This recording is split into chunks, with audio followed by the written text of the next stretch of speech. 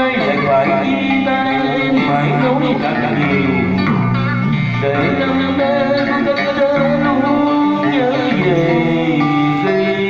kỷ niệm. Gió đưa bóng tràn sông chơi xanh lơ lơ trên trôi hoài trôi về nơi đâu.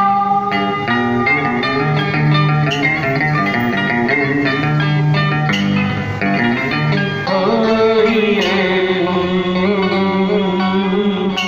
ôi tìm anh đi nỗi đau lời lệ nhòa đôi mi sao anh lòng chơi.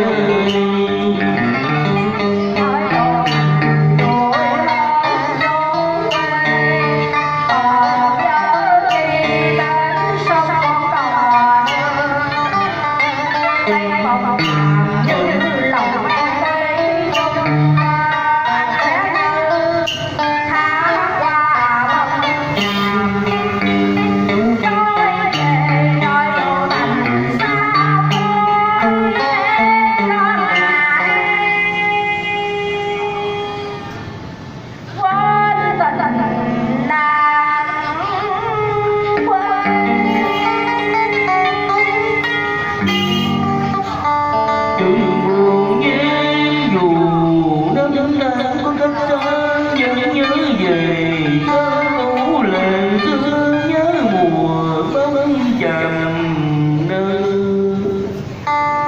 đi qua khúc qua năm nở xanh nhưng vẫn mãi bên anh mùa qua cây để mang tình.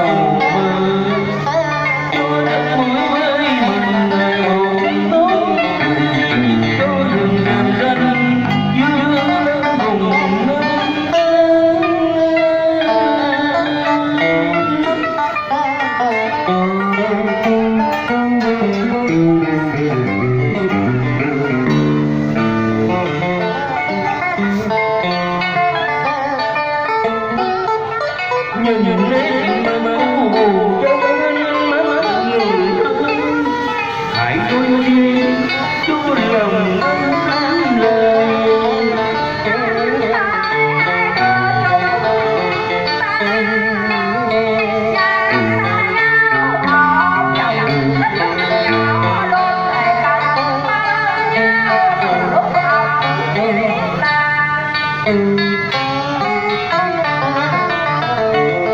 Năm dần đôi tình đã cùng lớn gần, mình để yêu nhau và cùng chung mơ gắn lòng người giúp anh cho quê hương. Sẽ là hôn nhân trường làng trai giỏi xinh anh là kỹ sư công nghiệp trong ngành tấn tiền.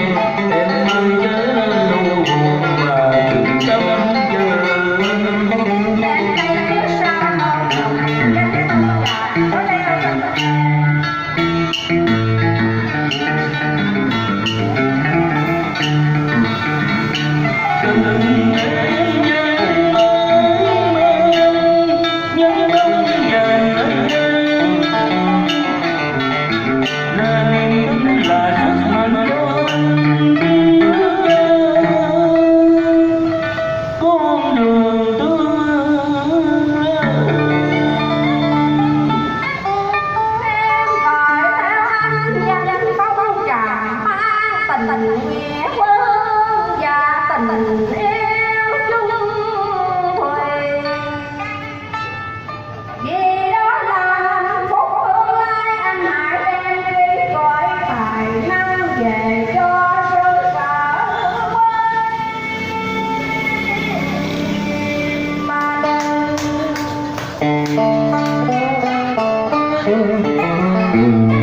ước nguyện của em là niềm hạnh phúc của người dẫu biết giờ nằm lòng vì lẽ đó cuộc đời đã liền đâu mới đến nghèo khổ gian nan với đời thế nghĩ ngày mai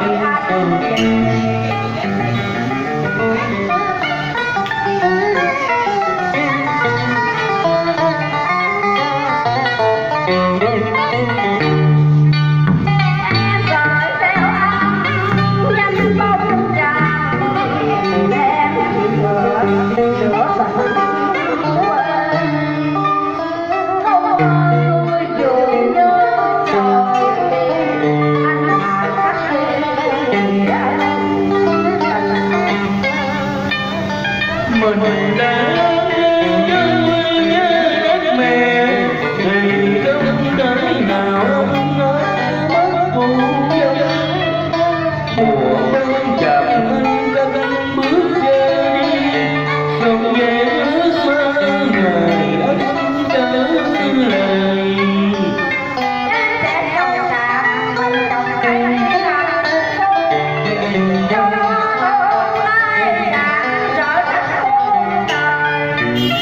Tạm biệt nhé đừng với nhau ta ơn chàng nghĩa là anh ra dù có anh có ơn từng anh giấc mơ về quê hương. Hay quá đôi sông ca ơi.